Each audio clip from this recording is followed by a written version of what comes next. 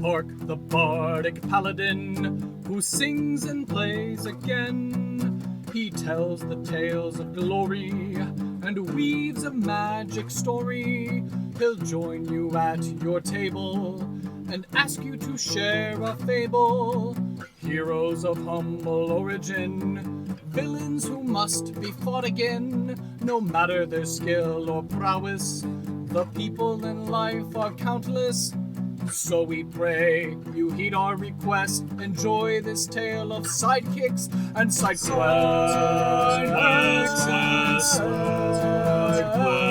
And side quests.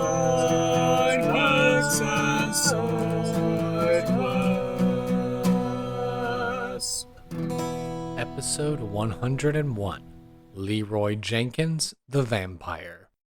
Welcome to Sidekicks and Side Quests, the Dungeons & Dragons podcast that helps to put humans back into humanity and breathe life into your campaign NPCs with backstory and bravado. That's right, we're building a world, one character at a time. I am your host, Kurt Krenwelge, the Bardic Paladin, and I'll be joining Mark Wilson's table in the Levitating Platter.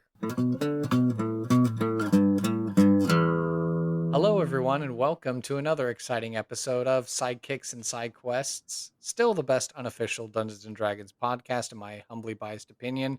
And you're joining us now at officially episode number 101. We've done it. We've made it past 100 episodes. What a momentous time and achievement. And before I unveil who our returning mystery guest is, got to go ahead and give a shout out and a plug to my first sponsor, Plus One EXP. You know, Tony Vicinda is the mastermind behind Plus One EXP. He makes all the beard balms and all the best beard stuffs out there on cyberspace. So go to his website, go ahead and get a little can of one of his beard balms that he makes. They're all named after the basic stats from D&D. So if you want to get a +1 strength or +1 dexterity or charisma or something like that to your beard, you can totally go ahead and do that. And of course, the whole game that launched this whole franchise, Beards and Beyond, is available on his website. And it is not the only game that Tony's developed, because he's also worked on Repugnant, iToaster, Down We Go, Through the Void, Vamp Nugula, and Brandstanding, just to name a few. So if you go to Plus One EXP and you buy something on their store, or you go to the itch page, tonyplus1.itch.io, all that money goes to help funnel into the Plus One Forward program, which seeks to support additional indie tabletop content creators to continue making awesome stuff. So if you're not already following Tony and Plus One EXP on all those social platforms, you should, as well as get on that Discord server, because there's all sorts of cool happenings going on there. And when you go to the website, plus1exp.com, and you see that box for a special code to get a discount, type in Randolph, Randolph, and you can get some savings on your purchase at no extra cost to you. Again, that code's Randolph on the website, plus1exp.com. So without further ado, hello, mystery contestant. Would you care to reintroduce yourself to our audience? Tell us who it is that you are and what is it that you do? Why, hello. And I think it would be, well, I'll introduce myself in a moment, but there's some excitement in being the mystery guest and not being named just yet. So that's exciting. I could go the whole episode and just be the mystery guest. But no, my name is Mark Wilson, and I'm a returning guest. So first off, thanks for having me on. Thanks for having me back on, and congratulations on 100 plus episodes. I'm excited to be back on here for triple digits. So it was a lot of fun the first time, and I'm a fan of the show as well. I have not had time to do all 101 episodes, but I've listened to a number of them, so I'm a fan of the podcast as well. So this is really exciting. And a little bit about me. So I've been involved with gaming, tabletop gaming, board gaming for many years, and have become embedded, I feel like, in certain aspects of the hobby. So since 2019, I have managed a website called Bumbling Through Dungeons. You can find it at bumblingthroughdungeons.com. Originally, it was D&D content only. I've extended that umbrella somewhat to just include tabletop gaming in general, and that is other TTRPGs, and I do a lot of board game reviews now as well. So I've been able to grow a reasonably sized audience and traffic numbers to that, and I have a lot of fun writing for the website. And then there are some ancillary projects that I do. So I have a YouTube channel. I actually shuttered that at one point just because it Oh. was it was getting too much to do. I might Mm. reopen it at some point, but honestly, I'm happy to say that like the videos that I made were instructional for me, and they're sort of evergreen for fifth edition D&D. So Sure. until we move into whatever comes next, of course. But Sure. No, we're gonna be 5th edition or die. It's 5th edition or die, right? I don't know. I'm kind of edition agnostic, but it's whatever I'm able to play with my friends and get to the table that I tend to enjoy the most. But I Sure. also create supplements for TTRPGs, mainly 5e D&D, and a lot of those are available on the DM's Guild and Drive Through RPG. And so those have come out sporadically since I started the site, and will continue to. So I have some plans. I have additional plans for more that'll be coming out this year, probably as between now and whenever this episode is released. So it's been a lot of fun. It's a creative outlet. It's a social outlet. My social media presence is similarly sporadic, but it also allows me to stay in touch with what's going on in the hobby, and that's really fun. Just because it's a national and international community at this point, and it's also something where I can just sit down with friends every week and play. So it's Yeah. a very unique thing in my life, and I do more in board games now. As of this morning, as of today, I have my first board game designer credit on Board Game Geek. So, Wow. That's yeah. awesome. What board game? So it's actually a very simple card game, a tableau builder called High and Low. That's an ampersand in the middle. So you Okay. can find it. It's as of right now, I'm still kind of fleshing it out with like a how to play video, the rules document, some pictures, things like that. It's very much an introductory effort into board game design, but I've been working with a playtest group and doing more in that realm as well. And so it's another great creative outlet within gaming and within my local community here I'm based in Columbus, Ohio, and so that's been exciting for me. The game itself is simplicity itself, and was kind of, like I said, an introductory effort of something that's functional and pleasantly thinky, but also just allowed me to refine something and get used to the playtesting process. So there'll be more to come from me there in coming months, and it's not something that I ever imagined that I would be doing this long or this intensely. It's just been something where I've followed my passions into it, and that's allowed me to meet people and get more creative about different things and see the awesome creativity elsewhere, whether that's podcasts or adventures in D&D or other board games. It's just so Mhm. interesting. It's endlessly fascinating. That side of the hobby, tabletop gaming in general, Mhm. is so interesting to me. And outside of playing, it's another outlet, which is really fun. Yeah, awesome. Yeah, because I know when I had to remember this when I was editing your episode. I think that was after all this turmoil with me doing various moves and having a kid and surviving snowpocalypse. And so I Right. think I remember your episode kind of coming out a little delayed, but it definitely has been a very popular and strong episode. So if you haven't gone into our back catalog and listened to it, Digibrom's Stone Song, the Dwarf Hop Bard Yep. dwarf hip hop bard was a great, fantastic episode. I actually have a fun quick story in relation to that character. Yeah. So right now I'm kind of alternate with some people in my group DMing for D&D, and I'm playing in an adventure right now, Wild Beyond the Witchlight, which is one of Hmm. the adventures for 5th edition D&D, Yeah. and I'm playing the like descendant of Digibrom Stone Song. So it's like Wow. I'm playing the great grandson of Digibrom, and he is a dwarven bard who's trying to live up to the legendary tale of his ancestor. And Wow. he's having a hard time of it because it's a tough legend to have to live up to, and Sure. it's been a harrowing adventure for him so far. So he is similar. It's allowed me to like pull out all of my silly little raps and rhymes and things like that. So it's a lot of goofy fun at the table, Hmm. and it was a way for me to create an interesting connection to something that I had done, at this point years ago with you on the podcast. Yeah. Well, hopefully by this point in time, Digibrom has beaten that archfey or whoever god that cursed him, Yes, yes, and was yes. able to pass on.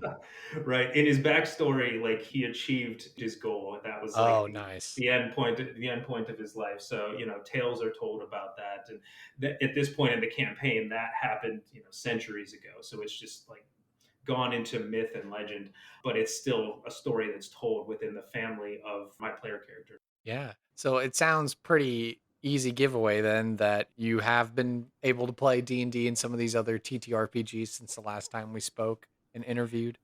Yeah, yeah, absolutely. So I dabble in some other systems. I frankly don't get to play a whole heck of a lot that isn't D&D. That's just so easy to get to the table, and that's always fine by me because, again, as long as I'm with friends, I'm having a good time. I'm in a play by email Lord of the Rings RPG right now. Interesting. Okay. Yeah, that I'm co GMing, which is really interesting. So we're doing like an alternate history of Lord of the Rings, like a scenario from it. Okay. And there are some other titles. Like I always like to see what's coming out, and even if it's not to play it or run it, I get to see what's coming out and read some of the interesting systems. Right now, I'm making my way through the Avatar Legends RPG, Mm. and that's one that so everyone in my D&D group actually really loves Avatar: The Last Airbender, and I'm hoping at some point to kind of pitch them on it and say, hey, I understand the system now. Let's run maybe like a mini campaign, like something that's 5 to 10 sessions, something like that. So I'm hopeful that I'm going to get to play that in the next year. But Mhm. there are others like that where I'll find my way into like a one shot of certain systems. So it's mostly D&D, but yeah, definitely still active. Awesome. And as you remember, this podcast being themed upon sidekicks and side quests, have you come across any new or interesting sidekick or NPC characters since the last time we spoke? Yes. So I thought about this a little bit and it was staring me in the face. And it's actually from the IP that I just mentioned, the Avatar: The Last Airbender. I don't know how familiar you are Oh with. yeah, no, I watched all of Atla on Netflix Okay. years ago, and then when the pandemic first hit, my wife and I binged the entire thing again, and then we actually sat down and finally watched Korra because we had never actually seen and watched Korra all the way through. But yeah, we've consumed all of the appropriate Avatar materials. Yeah, yeah. And so I never watched it when it first came out. I only first discovered it a couple years ago. And it was, again, kind of a binge scenario. And Hmm. I heard it from enough people, and I'm like, all right, I'm going to see what this is about. And of course, I raced through Atla, and then I Hmm. watched Korra, and now I'm potentially preparing to run an RPG in that world. And so the kids are the protagonists of that, and there are so many interesting characters, and it's really the characters that drive that. And one of Hmm. the most beloved characters from that entire world is Uncle Iroh. Mm. I think there's so many brilliant things the show does with Iroh. And I started to think of him as I started to read the Avatar Legends book. I started to think of him and others as NPCs. That's what inspired me to think of this answer. Hmm. And you could almost think of him as one of the protagonists, one of the main characters, but he's not. Everything that he represents is in service of like the story arcs of the main characters and the change that they go through. Hmm. And I think he's a really brilliant example of how you craft an NPC who is present, who has a reason to be present for in a lot of different situations and for a lot of different characters, Hmm. and whose backstory is intricately woven into the world and the conflicts that the players and the main characters are going to be involved in. But he never detracts from their story. He's the Hmm. guide, he's the mentor. With Zuko, he's even the antagonist sometimes Hmm. because it's like a foil to him, so to facilitate his journey. And everything he represents is in some way in service of the journey that the main characters are taking. And the more I thought of that, I thought this is really one of the best NPCs that I've ever seen fleshed Hmm. out in not originally in an RPG, but very much in an RPG sense of that word, where he feels very naturalistic. It's not just somebody standing there waiting to give you a quest, it's somebody who's really built into the world in a way that makes sense. Yeah, awesome. Yeah, we stan Uncle Iroh, I guess, as the internet likes to say. Yeah, Uncle Iroh, we love him. Yeah. He's the best dad in Atla for sure. And to go along with it, what's been a new or interesting side quest that you've come across, and why is this side quest stuck out with you? Right. So this isn't a new side quest. I was actually pouring through my memory to find a side quest that resonated with me. And I'm going to get a little bit metaphoric, maybe, or a little bit abstract, because it wasn't one quest, but it was a type of quest, and I'll point to some specifics in a second. So, as you know, I played World of Warcraft for many years, and it's also been years since I've played it at all, let alone seriously. Mhm. So, we're talking quite a few years ago. And there are a million quests in World of Warcraft, and most of them are forgettable. And some of them are actively annoying. Uh, and so, people have their favorites and least favorites. And a lot of times, the annoying ones are what's known as dailies, these things that you have to do to get progressive rewards, but you got to go back and do it every day or as many Mhm. days as you can. And there was always one group of dailies that I loved, and everyone else seemed to hate. And I started to hone in on those quests, and I thought to myself, what was I getting out of it that they weren't? And it was in the Wrath of the Lich King expansion up in an area called Storm Peaks. So anyone who I know I'm losing anyone in your audience who doesn't play WoW, but if you do, like you're imagining it, you can see it. And there were these dailies that had really good rewards, but it meant doing like the same quest 50 times. And the point was, though, like you got these quests and then it sent you out into the wilderness. And there was so much going on with the plot and the world and the main antagonists and what you were trying to do. And then here were these quests that like sent you out just into a blizzard, pun not intended with the The developer. right, the developer. And it sent you out into this absolute austere, harsh wilderness. And the music, as it often is in World of Warcraft, was absolutely beautiful. So I would have the music turned on and I'd be doing these daily quests. And it was almost like a Zen experience for me. It was like a meditation because it was this removal from everything else that was present in the game where you had to get the best gear and practice and learn boss strategies and do this and do that. And yes, I was working toward that, but I was just like out there in the wilderness with this beautiful music and I got to like sort of relax and it removed me from that maelstrom Mm. of everything else going on in the game.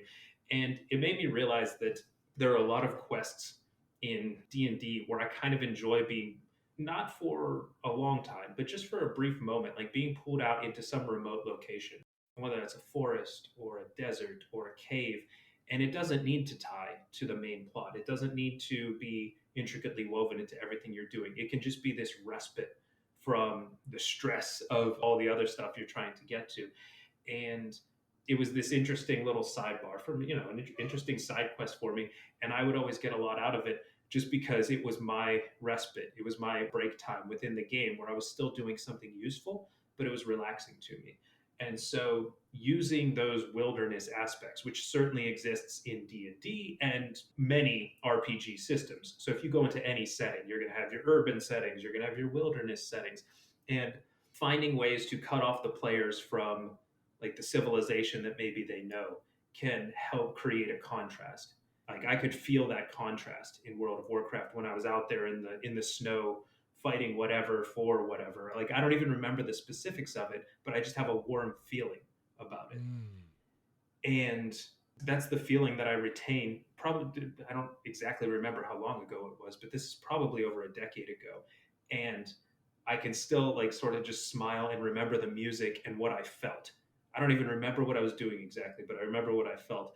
And I think that in our, oh, we need the dialogue scene, and we need the combat scene, and we need all these plot beats, we forget that like we can just create a tapestry with maybe you have music or not in your game. That doesn't even necessarily matter. But just like painting a scene and allowing players to exist in it, it can be an interesting removal from the rest of what they're doing. Yeah, no, I dig the whole aesthetic vibe, and you were explaining the answer, and it made me think of go out into the wilderness for isolation, for prayer, for contemplation. You're just existing, you're just basking in being itself. And you're Right. just like, Yeah. I'm here and I'm content and I'm enjoying the world and I'm communing with it. So that's really cool. Yeah. And I'm sure some of our most recent previous guests would probably try and encourage you. You should get back into WoW because what is this Dragonflight expansion now that's come out so you can like Yeah. fly dragons or something? Oh wow. Okay. Yeah, I'm so far removed from it that I didn't even know that. Time to boot up the old save files and see if they work. No kidding. Yeah, see if my log key button still works to get to that. it's a weird game where I still miss it, but it's such a time sink that Hmm. to get the most out of it, you do kind of have to commit to it. And so I've stayed away and I've kept, that's been okay for me because I have those nostalgic memories and I'm happy to treasure those rather than worrying about like keeping up with it. But if I had infinite time, I would absolutely hop back in. And then to round out the personal interview catch up section, have you discovered any new passions or hobbies? Ooh, it's a good question. Probably last time I was on, I would have talked about gaming, probably swing dancing. So the pandemic changed many things. And on the other side of it, a lot of things got rearranged, but I'm starting to get back out into nature more and finding ways to stay active because as great as gaming is, I'm at a computer all day at Mm. work. And then I'm at a computer a lot of times in the evening and gaming is sitting and it might be over drinks or food or whatever and it's lovely, it's wonderful, but it is sedentary and so I get a little restless. So we're still at it's March right now and I looked outside, there's snow outside right now where I'm at, and so it's not quite nice enough to do some of what I'd like to do, but I do have I go kayaking here in Columbus where I'm at. So I have an inflatable kayak that I take out on the river, and that again is something where it's exercise, but it's also something that's like relaxing. And I have some friends that I go with. Other times it's just me. You play World of Warcraft music and you're just serene and Yes, you enjoy the right. area. If I had, I don't have like the mobile. I almost said Walkman. I am aging myself. Um, so whatever the modern equivalent of a Walkman is, and yeah, I don't have. I should play some WoW music. That would be lovely. So I also Make have new a group. friends while you're out on the river. Be like, hey, is that World of Warcraft music? Yeah, right. Just bring a speaker with me and just playing it as I go along for the people along the river or who are on the river with me. That would be funny. So I do that here and there. It's not right now this time of year, but once it gets nice, I'll be back out. And I also have a group that I go rock climbing with, and that's been a lot of fun. So it's most of them are better than me, so it's a humbling experience, but Mhm. it's also good fun and nice exercise. So That's awesome.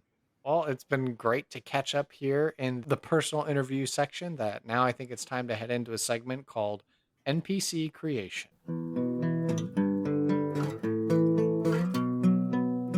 And of course, NPC creation is brought to you by you, the podcast audience, and our patrons from Patreon. So now is the time of the show where we give a shout out to our comfortable patrons and above with a loud hurrah. So to you, Katie Downey, aka Goblin Katie, Anson Jablinski, and my parents, we say cheers. And of course, this is for patrons who donate $2 or more a month. And these folks are among my highest tier, wealthy level patrons. So that means they also get to introduce an element of chance to our random tables that we might get to use here today in NPC creation. So if you want to learn more and join the cheapest podcast Patreon community out there, go to the show notes below, go to my podcast website, or just go directly to patreon.com/sidekicks and sidequests to find out more about our three tiers, $1 to $4 a month, and help us expand our operations at the Levitating Platter in this demi-plane and worlds beyond. All right, so of course, you remember this section is where we get to build out the NPC. Last time you brought us Digibrom Stone Song, and this time, what are we doing? Do we have another character that we're unveiling, or are you going to actually take a chance at the random tables and see what we get? oh boy, let's start with a base and then Okay. randomize some things. Does that sound all right? Yeah, that sounds good to me. Okay, so you've got an idea, and we're going to start with that. And then when we need to, we will go ahead and roll some dice to fill in those other details. So the first question we have here is, what is the name of our character? So do you have that name, or would you like to randomly generate that? Let's randomly generate that one. Okay, so that is a D20 roll. All right, so D20. Let's see what we get. That is a 19. 19. Wow. Okay. The spirit definitely guides this podcast because your answer was provided by previous guest Bobby Angel. The name you have is Leeroy Jenkins. So, very much a mythical figure within the world of Warcraft, certainly. Oh my gosh. Brilliant, brilliant. That's too good. All right, so my goodness, so now I have this whole image in mind of what Leeroy Jenkins is, but hopefully we can take it a slightly different. Differentiate, or maybe Yeah, like this is like the third or fourth generation after the original Leroy Jenkins. Yeah, so now we get to determine the ancestry of the character. So if you already know this, or if you'd like to randomly generate that ancestry. the ancestry. Let's stick with random. That was incredible. Okay. All right. So then the random ancestry roll is a D100 or 2D10s. Ooh, okay, yep. Let's see, 94. 94. Okay, as I scroll down the list. Ah, okay. So you have some choices here. We have vampire, damp fear, or sterogi. Okay, so one of the ideas floating around in my head is actually for a vampire, so we're definitely picking that one. Okay, so we've got Leroy Jenkins, the The vampire. vampire, The yes. vampire.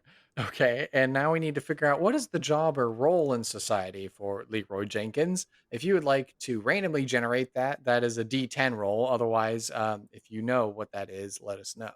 All right, so the randomization has worked out well, but I think in the not in the spirit of the original Leroy Jenkins, but in the spirit of someone who might come after and want to distance themselves from that myth, that legend, Mhm.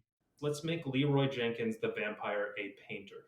Interesting. Okay, so spends all day painting. Okay, all Yes. right. Well, spends all night painting, I assume. Oh, oh, right, right. Yeah, and Yeah. then he's got to sleep in the day, of course. Okay, and then we need to determine the age range of our character. So this could be another Digibrom Stone Song situation where it's immortal, but if you roll a Immortal. Yes. D8, All right. um, Yeah. Let's do that again because that worked out well last time. So I'll roll randomly here. sure. It's a 3 this time. Okay, young adult. So he's a vampire, so he could still be a young adult, or maybe he's immortal, but he just appears as a young adult. Whatever you're thinking. Yeah, and it depends a little bit on you can become vampiric at least in D&D in a lot of various races. And so if you're an Eric Cochran vampire, young adult might be 2 years old, but if you're an elven young adult, you might be 87 years old. Yeah, So so maybe to clarify, since we did say vampire, and you can truly be a vampire in any other ancestry, do you want to keep Leroy Jenkins a human, or do you want to go with something else? we can keep him the human. Okay, so Leroy Jenkins is a young adult human in appearance, but he is a Yeah. vampire Yep. and a painter. So with all these key pieces of information in mind, can you describe the physical appearance of our Leroy Jenkins, the painter, who's a human vampire? Oh, okay. So I'm imagining that if we have a vampire who is maybe trying to go against type a little bit, Mhm. and certainly against the foolhardy ancestry of the Leroy Jenkins name, Mhm. that they're going to be very sophisticated, very put together, very well groomed, and very well spoken, like soft spoken. Mm. Everyone's anticipating them just like yelling out whatever. And they're soft spoken and they want to let their painting silently speak for them. Their paintings, and so it's nature paintings or still life or wherever they find beauty. Interesting. Just very opposite. I'm like Leroy Jenkins. How do I just run the opposite direction? Sure, yeah. So that's where my head's at. He's an aesthetic monk that lives in the desert and eschews all material goods. Oh my, sure. Yeah. So he could be a bit monastic. The desert though.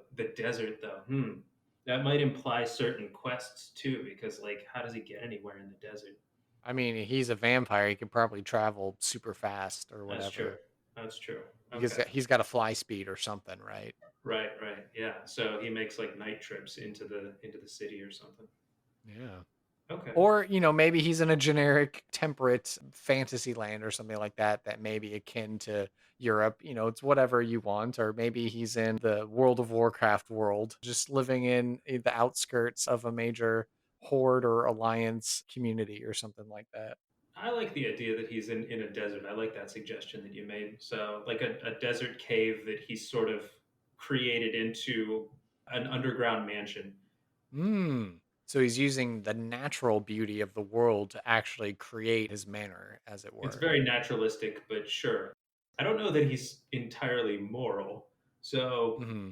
he uses his vampiric powers to maybe like hypnotize people into, helping him create his underground world. Or I was going to say, if he took it over for someone, like he just maybe this used to Oh, be like an true. ancient temple or a palace or something like that in the desert, in the natural caves or rock splendor or whatever. And then he just moved in and was like, well, this is mine now or something. Okay, yeah, that makes sense. Like a sunken, like buried by the desert, the sands of time, and all that. Yeah. Could Okay. be, could be. And that, yeah, you can get some really poetic imagery with that too. If you have like, some temple to the gods that's just become sunken, but you sort of unearth it and reveal the beauty, but it's still mostly just, it's mostly buried. You just have to get into it. And then if you had to describe our Leroy Jenkins with three adjectives, what three adjectives would you use? I like that you had to make that distinction very clear. Our Leeroy Jenkins. Let's see. I think I already landed on one of them, soft spoken Hmm. and polite, like doesn't interrupt. And shy isn't the right word. They wouldn't be shy necessarily. Mysterious. Mysterious, yeah. So not revealing of too much. I don't know if it got said when you were describing the physical appearance of our Leroy Jenkins. Does he bear like a very similar striking image to his ancestor, or does he look like completely different than, the progenitor Leroy Jenkins? So let's say that he does, and he does as much as he can to avoid that in his like demeanor and dress. And so like the resemblance is obviously there, but Hmm. in like culturally, he's trying to avoid the comparison. So very interesting, a vampire kind of going against the aristocratic nobility sort of attire, like is just like in, I don't know if he's in sackcloth or just like camel hair robes or whatever else. Yeah, very, very plain clothes, probably Yeah, plain clothes. Yeah. functional. And if he's out in the desert, there's probably things to make sure that like to limit sun exposure, even if he's asleep mostly during the day. Yeah. So, and this is all to say, like, Mark loves the whole Leeroy Jenkins video and tale and all that. So the fact that our NPC is kind of like distancing himself from it is the NPC only. So I think it's delightful. So I think it's a great bit of wild lore. Maybe Blizzard will listen to this episode and they'll decide to stick like a descendant vampire NPC character out in one of the deserts there in the World of Warcraft. That would be ridiculous, Blizzard. If you're listening, I will re up my WoW account if you put this NPC into the game just to monkey with all your players and mess with them a little bit. So, is there a story behind how he became a vampire? Did he deliberately seek this out as a way to like distance himself so he wouldn't inherit the legacy that was kind of maybe going to be foisted upon him as a Jenkins man? No, I'm thinking probably it's not necessarily all legacy based. So like you don't get driven out and to the desert and become like a recluse nomad for that alone, just to avoid like scrutiny because of your name. Hmm. So I'm thinking maybe he turned, wasn't a fan of being a vampire at first, and eventually accepted his lot in life, his fate, Hmm. but wants to escape that as well. So whether or not he's like the stereotypical evil vampire or not, I'm not sure. But Hmm. I think he's probably trying to escape his past in some way, which is undoubtedly related to having been turned into a vampire. So maybe his family turned on him once this came to light. And it has to be relatively recent as well, because if he's still a young adult, he hasn't been a vampire for too long. So he's still kind of dealing with this and figuring out what he wants to be, because he's looking ahead at a life that's going to be potentially centuries long.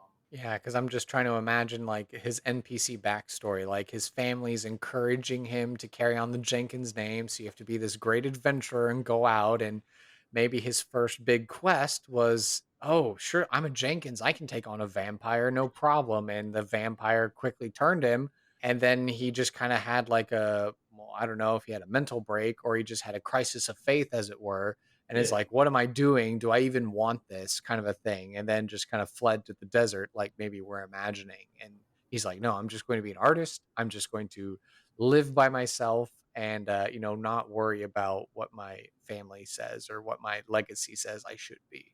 Yeah, and I think that gives us the character a little bit more nuance. You have your classic sort of larger than life villains that are vampires like Strahd and stuff in Hmm. D&D. But then there are also ones that are more conflicted. I'm thinking of like Interview with the Vampire, if anyone's seen that movie, where you have people who sort of embrace this life and live a debaucherous lifestyle, and others who see it as a curse. And Hmm. so he's so new to this, he probably hasn't settled on what he's going to become. And he's sort of trying to figure it out. And he knows that, all right, he's been ostracized, and now he has a long time to figure out what his life is going to look like and what he's going to do with it. I like though that maybe he started out as an adventurer who was in the He mold cried his of name, yep, yep, yep. ran into the tomb, got bit by a vampire, and his friends assumed he was dead, but then he woke up and was like, "Ah, I'm a vampire now." Right. So it happened exactly like the original Leeroy Jenkins, except he just woke up after it and he was like, "Oh, I'm not dead." And of course, we like all of our NPCs to have a valuable item, maybe a piece of lore, a secret, or an ideal or concept that they ascribe to. So if this is something you want to generate randomly, we can do that. Or if you have some ideas of maybe some of these kinds of things that come to mind, obviously, maybe his vampirism is a secret. It sounds like he does have to venture into a nearby town to feed or to acquire art supplies or whatever else. I'm just curious if he's actually selling his work in the town. And maybe that's if he's like trying to be like, well, I'm going to be this artist and I have to afford a income somehow. I know I'll just be like this anonymous painter that drops my art off at this gallery and the person knows to set aside money for me and I come and collect it at a later time or Yeah, something. honestly, like the reclusive painter probably commands a decent price for his work. That could be the source of income and how he does some things there. So magic items. I had an idea when you were talking. It actually relates to this is an item that I sort of homebrewed in D&D for a campaign that I ran, and it ties in pretty well to a vampiric nature. So it's a sword that basically is some magical sword with some Hmm. limited amount of sentience that Okay. drinks and absorbs the blood that it draws.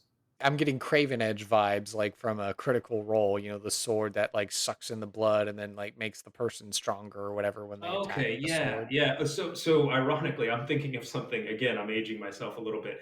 I'm thinking of a sword that existed in a Dark Sun video game, Oh, like okay. 30 years ago, almost now. Sure. And I based a weapon off of it in fifth edition, and Okay. it basically heals you for a certain amount of so it like absorbs the blood and transfers it to the owner. So it's like a vampiric blade that helps heal you, Okay. but then the Mhm. more you use it, the more corrupted you become. Oh, And so okay. there's a corruption aspect of it, and eventually, like if you overuse it, like bad things could happen where you either have to like eventually master it or like you start suffering certain consequences, and it could change you into a more feral persona. Interesting. Yeah, and so I mean, maybe this is how he like draws blood and absorbs it without killing, but it's still slowly corrupting him. Interesting. So he's an ethical vampire in that he doesn't want to like actually like bite into someone physically, but he will murder someone with this sword, and then that's how it's feeding him the blood. Yeah, and like you could even it doesn't even have to be lethal. So I'm thinking that like regardless of whether or not he's killing, Mhm. he could just be wounding, but it's still slowly corrupting A him and lot of he's still wounded people in this desert town. right, yeah, yeah. It's like people keep getting these horrible paper cuts. I don't know what's going on. Yeah, so I'm thinking he's probably close enough to an urban center that he can do some of this covertly. Okay.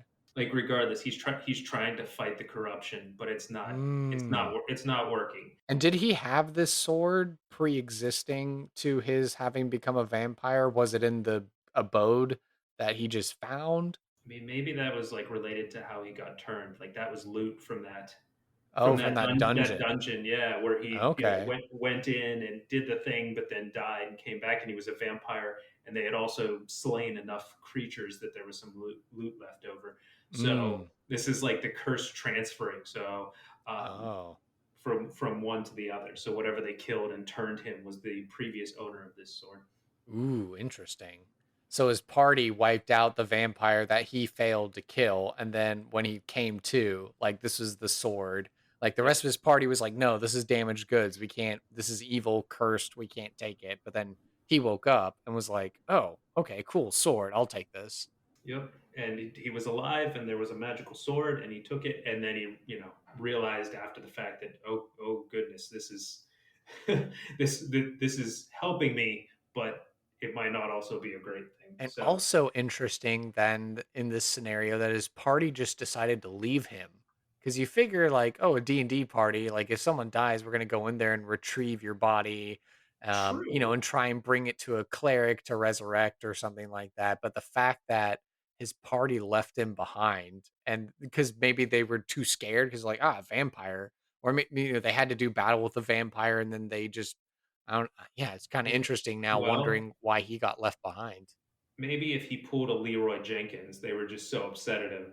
Mhm. They're like, "His great-great-grandfather did this. We knew we shouldn't have brought him This on the is adventure." why did we bring this jerk? Yep. He just ran in, he did the exact thing we told him not to do, Mhm. and now we're all gonna die. So maybe they just thought that he got his just desserts, and they left it. Mm. There are probably other explanations, but that one Mhm. to me seems very thematic to the character name, at least.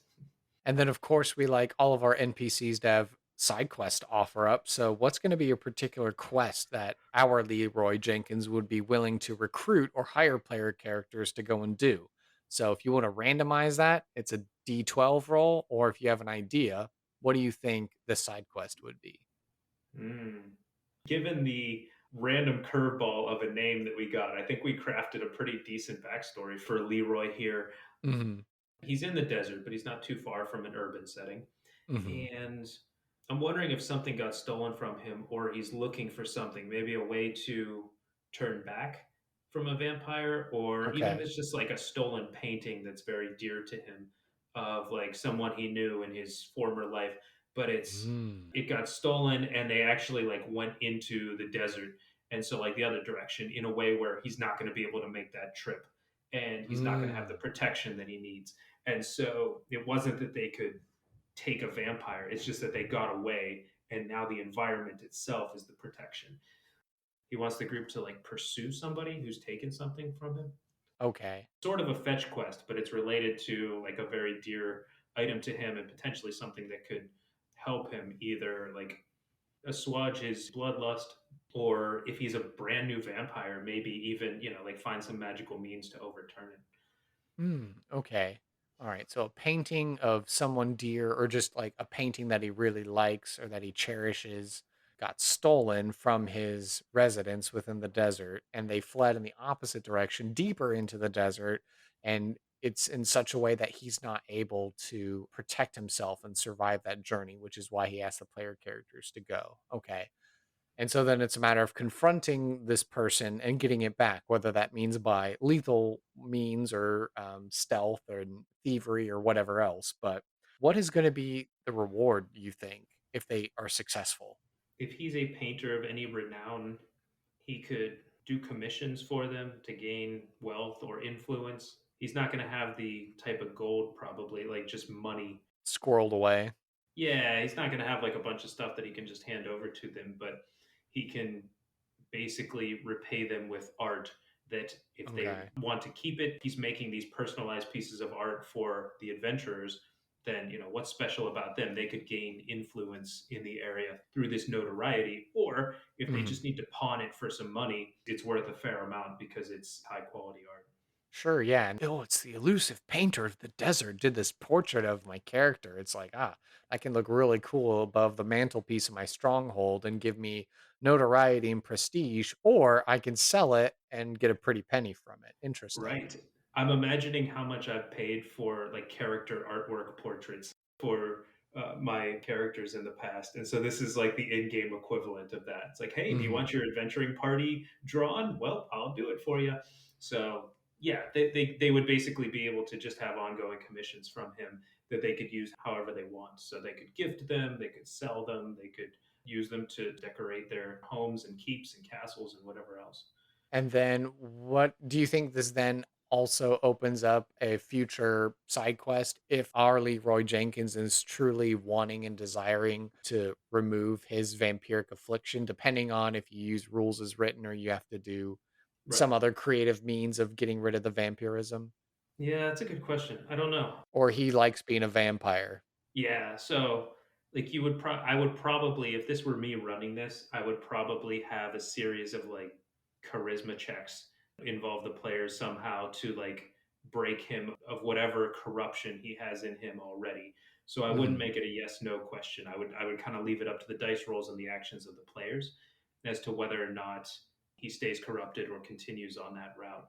And also, like if you're chasing someone into the desert, there are a lot of different things you can do to insert complications there, of course. Did the person who stole it get killed and now there are creatures that have it? Do they hide out in some cave or keep that's in the desert or in the mountains that you have to infiltrate? So there are a lot of different ways you could take that to add complications that I think could be interesting.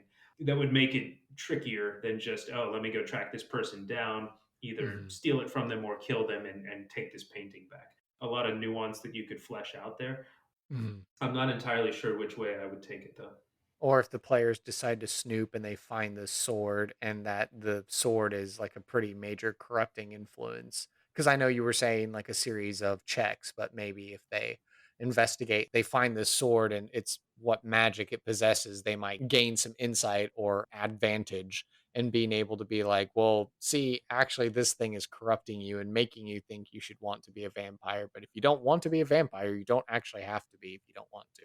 Yeah, and you could maybe leave some clues to that, like maybe he's like whispering to the sword or something, as though he's having a dialogue with it. So giving the players the sense that like something's a little bit off here.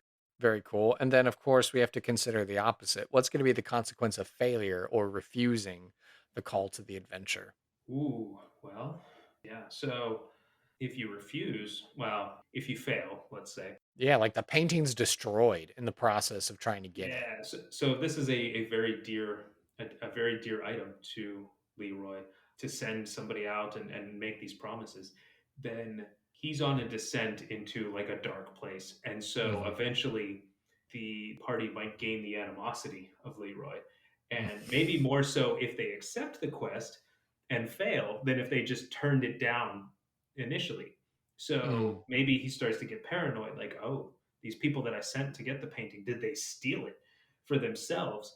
Did they do something rash and get it destroyed? Why haven't they gotten back to me? Why they fail? So eventually there might become like an obsession or a paranoia that results in overt antagonism from this character who Mm. they failed to help in some way. Yeah, or he just progressively sends more and more vampiric minions and undead after the party, as part of that paranoia before he, maybe gets high enough level himself that he's just like, all right, big bad evil vampire Leroy Jenkins, I'm gonna 1v1 all of you.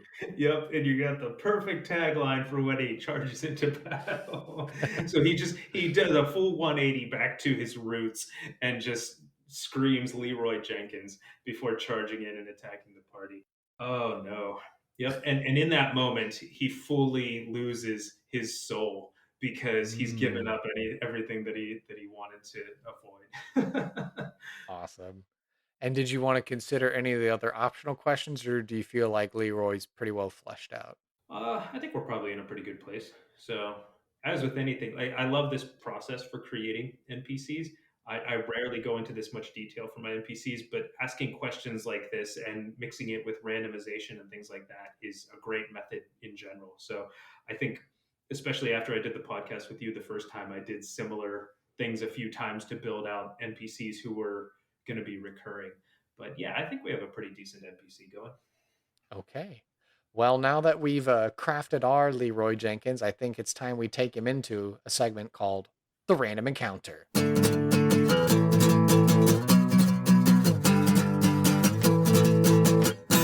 All right. right, so this random encounter is brought to you by no ads because at the time of this recording, we don't have an ad for this spot. So if you got some money or anything like that, something you want to promote, feel free to drop me an email and let me know what you got going on. And I'd be happy to display it at this part of the show. So, I appreciate everybody who listens and supports me. And in turn, I can do that for you. Maybe if you've got a little coin in your pocket, that might help out. But again, feel free to email me all those details. We'll be happy to figure something out. So, all of you rich, noble women and eccentric lords, feel free to drop me a line.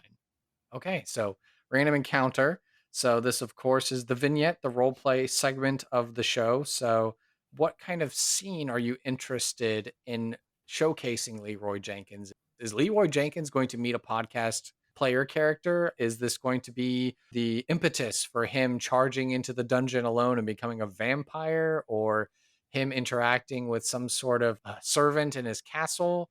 Or maybe even the confrontation with the thief who steals the painting and makes off into the desert dawn, because that would probably be Yeah. the better time to try and steal it. Yeah. That's a lot of choice. Let's do like the meeting with the player in like an alleyway. This would probably happen like not in the tavern, but like off to the side. Okay, so you want to meet a podcast player character then. Yeah, sure. So to remind you who we have, and we've added some characters since last time, we have Duncan, who's the recklessly brave, happy-go-lucky adventurer for hire. We have Sonia, the warrior woman, who started off as a barbarian and multiclassed into a paladin, serving the god who redeems the undead. We have Korak, the lawful evil, arcane trickster, roguish dwarf. We have Chrisley, the herbalist, botanist, wood elf druid, who multiclassed into a cleric, serving living memory. We've also got Orion, who is the astral elf illusionist wizard, who's kind of like a Spock, sort of a kind of a guy. And then we have a brand new character that was just recently made. She is a tiefling sorcerer, wild magic, Feywild sort of flavored sorcerer named Agape. And so, of all of those characters, who are you most interested in playing the scene off with? I forgot the name, but the barbarian turned paladin who redeems the undead. Oh, Sonia. Yeah, I think that's too perfect not to choose for this particular scenario. So, where we last left our hero, Sonia, she had wandered into the Feywild and she had wandered into a court and met Moose, who was the fabled dressmaker of the Feywild. She told a worthy tale and helped set Moose free from the service of that fairy court and helped escort Moose back into the prime material plane and reunited her with her descendants of her family. And it's not long before that Sonia finds an opportunity to meet up with Axios, her sponsor, and they decide to take a journey and they start heading off towards the desert. And they find this rough and tumble desert trade hub kind of nestled out there in a oasis sort of a situation. They're arriving into town. Of course, Axios has been journeying for a while, and Axios is doing his thing where he has to like power down for like a couple of days before he's actually able to continuing on with the journey of finding the undead creatures and redeeming them. And so, in this time, while Axios has been set up in a safe place in the local tavern, Sonia is exiting the tavern and is beginning to take in the cool of the evening because there's like maybe an outdoor evening bazaar or something going on. Because now that the heat of the day is done, you can actually do a little bit of shopping in peace. Where are we going to find Leeroy Jenkins as Sonia is exiting from the tavern to make her way towards this evening bazaar? Sure. So I would probably have some minion with a small satchel of gold pieces approach Sonia and basically say, my master wishes to speak with you in private, and basically indicate me, Leroy, a cloaked figure, just kind of in the shadows, just into an alleyway between buildings here. Okay. And so Sonia will look and regard this minion, who I guess is a human, I'm supposing. Sure. Yeah. And so she'll look over and like that's the barbarian warrior instincts kicking in, but she'll subtly hold up her hand and there's like a pulse And as she does like a divine sense, and she looks up and her eyes lock on with the hooded figure and can sense like his undead nature. And so, keeping her cool, keeping her warrior focus, she walks over, approaches slowly with the servant of Leroy Jenkins. And so she'll say, "How can I be of service to you?" Why, hello. Thank you for taking my inquiry. By the look of recognition in your eyes, I can discern that you know my nature. She nods slowly. Yeah, I kind of let the moonlight cascade across my face and briefly show like a fang, and it glints in the moonlight before I recede back into the shadows. Hmm. I have heard of your adventures and your cause. I am new to all of this and searching for my own redemption. Okay, and she'll roll an insight check. We'll say she rolls really high. So is he being truthful?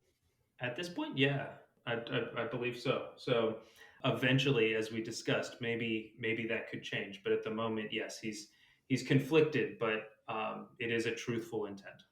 And so then, yeah, she'll relax her stance a little bit, maybe not be as defensive or ready to go.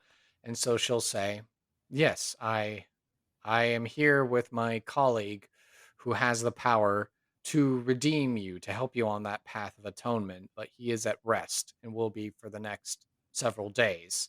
So in the meantime, how is it that I can provide you comfort and aid?" Thank you for the offer of assistance. No, no, we can trust you. We must trust someone. Sorry, my apologies. I I'm sometimes scatterbrained.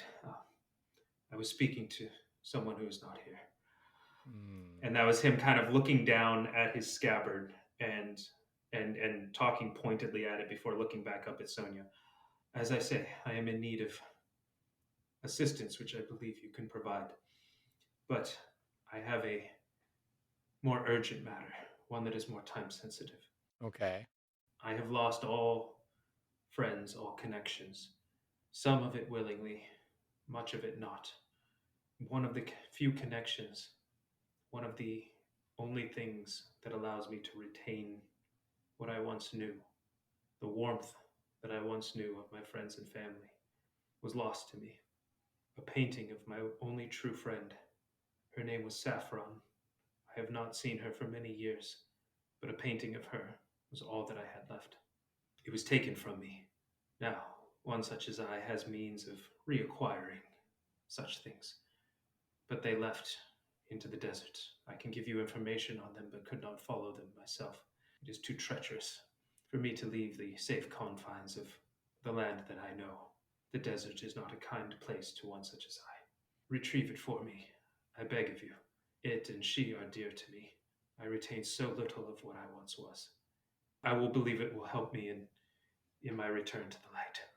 And having that insight and believing you to be truthful, she tries to do an arcana check, but at this point, her arcana check is not very strong. Okay. So when she saw him looking at the sword, she was trying to figure out something, but Right, right, right. she wasn't able to discern it. And so, she doesn't understand what happened in that moment, but she accepts it as like, okay, he's like fighting his nature and stuff like that. And so she'll just be like, okay, well, yes, I can help you. Like I said, my mentor, my friend is here. He's resting, but as soon as Axios is rested, he will put you on the right path. So what is it? Yes, tell me where it is that I must go, and I will retrieve this painting. Excellent. I believe the thief left with this item in a merchant caravan less than a day ago. I will point you toward its path. They trade with the tribes in the desert, and it is not a path that I can take alone. You will have enough information to retrieve the item. I entrust you with this, and I will repay you in kind. This painting is not for sale, but others will be. I can provide many for you. They can act as gifts or simply as gold. They are treasured in this part of the world. You have my word on this. She'll nod and she'll agree to the terms. And so then we'll begin the montage of acquiring the directions and the descriptions Yep. of Yeah. the certain individuals. And so then she will say, all right, I'll rest up. I'll get some supplies from the market. And then she'll say, she'll tell you where to find Axios in the meantime. If you need him sooner, he should be able to help you, kind of a thing. Sure. And so she will, after resting, she will set forth into the desert after the art thief. And scene. Yeah, and scene. There we go. So we did it. And what did you think getting to be Leeroy Jenkins as opposed to Leeroy Jenkins? Yeah, it was quite different. So I knew it was going to be a lot of fun. So I had some ideas in my head, and as soon as I rolled that, and you said Leeroy Jenkins, I'm like, oh, here we go, because this is going to take a different turn than anything I was anticipating. So I did actually, yeah. So I did actually get to pull in a couple ideas that I had prepped beforehand, but it was certainly guided a lot by those random rolls. So that was a lot of fun. That was a lot of fun. Honestly, so you said, oh, maybe Blizzard will put a new Leroy Jenkins in. I'm hoping Blizzard doesn't listen to this, because like the actual fear is they say, well, Leroy Jenkins is a Blizzard property, Right. which they wouldn't do either. But Mhm. that thought crossed my mind when you mentioned that. So, but yeah, Sure. that was a heck of a lot of fun. Yeah, and now that you're 2 for 2 on this podcast, how has it been, your original time, your second time? I was a lot less nervous this time, I think. So I'm more used to improvising. It's a couple more years of GMing experience, maybe. So when you get thrust into, you semi randomly roll an NPC and then suddenly you're role playing as them in a scene, like that can be intimidating. And the more you do that, the easier it becomes. So not that scene's or any scene is ever perfect, but like just being able to jump in and out of different characters comes with time. So I've also, I feel like I've more so than before, because I came with a little bit more of a pre-made NPC last time. I appreciate the value that randomization provides, and I won't say so. When I run a lot of sandbox campaigns, and I'll have like the overarching structure of the plot in my head, but so many of the details I don't really know in advance, and I leave a lot of it up to chance or fate or whatever you want to call it. And Mhm. so I'll build out a bunch of tables, and I'll know what's on the tables. So it's not entirely random to me, but I don't know what's going to come up at what point, Mhm. and how the players are going to react to it, and how those things eventually mix together into things that you can't predict. And so many wonderful things in the campaigns that I run come out of these moments that are a surprise, not just to the players, but to me as well. And so I've definitely started to embrace that more. And honestly, I think one of the more fun moments of that for me was that first podcast where I think I accidentally, like, you told me the wrong die, and I rolled Immortal for Digibrum, Mhm. and it was because it was supposed to be a D8 and I rolled like a D20 or something. And so anything above, was going to be immortal. But that was really funny because it helped us create a cool story about the character. And I remember that moment as being something that I would not have thought of on my own, that only came about because we randomized it. Yeah. So, as we're talking here in the final thoughts and we're getting, your concluding ideas and opinions on how your second time on the show has been, I'm just glad to have you back on. I always wanted to be able to have returning guests. And so to get that Yeah. perspective shift from like, oh, the first time I was nervous. Now the second time it's like, oh, I'm a pro. I could do this in my sleep all day long, kind of Well, I did, that isn't quite what I a thing. said. Less nervousness, but yeah, like always room to improve. But definitely fun both times, but a lot more comfortable with it this time. And thank you for having me back on, because otherwise, we wouldn't have gotten to catch up and have another interesting conversation and create another interesting NPC. Yeah. So, any plans for Leroy Jenkins to be showing up in your game anytime soon? Honestly, I think the hardest part of this character to use in a campaign would be the name. I think everything else could exist pretty easily. Like that vampire character could be slotted into a lot of different settings and campaigns. Mhm. So I might change the name slightly to evoke Leroy Jenkins, but not be Mhm. exactly Leroy Jenkins. But I also think that having that name exactly for us made for a lot of fun, because it gave us a lot to think about and start building the character from. So yeah, absolutely. In the same way that I didn't use my first character from the podcast exactly, but I was able to build off of that Mm-hmm. and make a similar one who's now a PC, not even an NPC, Mm-hmm. and use that as kind of backstory. Yeah. Just keeping these ideas in the back of your head, regardless of how you came up with them, can occasionally reap rewards, because you never know when it's going to make sense to have a vampire character like this as a, as a side quest or recurring NPC or whatever, potential antagonist or, evil villain if it fails. Like, there's a lot of different ways it could go. So, and that's one of the neat things about so many characters that get created on your podcast, because you're going one level deeper into not just, oh, here's a name and a voice and one personality trait. You're really getting into what motivates the character. And that's when some of the most interesting quests and plot beats happen in campaigns. So hopefully I get to use, hopefully, if we do this again in episode, 200 and something, I'll be able to come back and say I used a version of the vampire character. Awesome.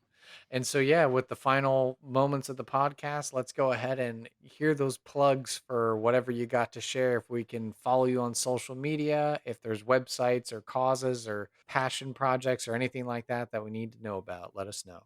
Yeah, thanks. I won't go on for too long. I think I honestly mentioned most of it toward the beginning. So you can find me bumblingthroughdungeons.com. So I'm very active on Board Game Geek and RPG Geek as well. So my username there is MAWilson4. So I run a blog I have my own blog on Board Game Geek. I'm active with the design community. So you can find me on Twitter. It's at BT Dungeons. So that's a reference to the Bumbling Through Dungeons website. You can always hit me up there. And so I'm really looking forward to hearing the episode come out. Again, really excited to see you into the second 100. So congrats again on 100 plus episodes, and hopefully you hit a lot more. Hopefully 200, 300, and it's still going strong. So it's been cool to see Sidekicks and Side Quests grow as it seems to have done, and to have been a tiny part of that. So it's been a lot of fun. Thank you for listening to this episode of Sidekicks and Side Quests. Be sure to subscribe to the podcast through Apple Podcast, Google Play, Spotify, and Overcast, or feel free to save the RSS feed to use the app of your choice.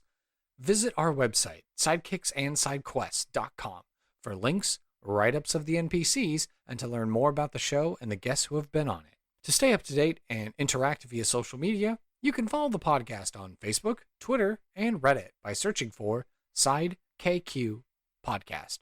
I would love to talk D&D and showcase your fan art, stories of how you used our NPCs, discussions, and commentary. If you would like to hail the bard, simply send an email to sidekicksandsidequests@gmail.com.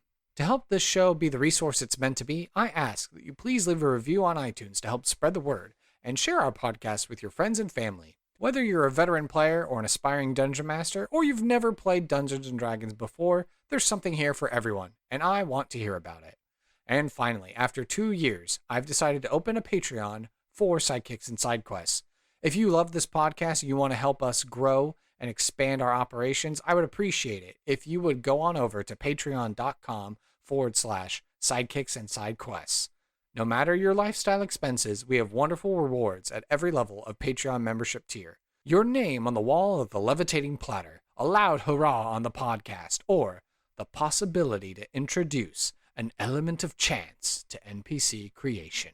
Sidekicks and Side Quests is unofficial fan content permitted under the fan content policy, meaning I'm not approved or endorsed by Wizards. Portions of the materials used are property Wizards of the Coast, copyright Wizards of the Coast, LLC. Thank you for your support, and I'll see you at the pub next time. Bar to rock on 1, 2, 1, 2, 3, 4.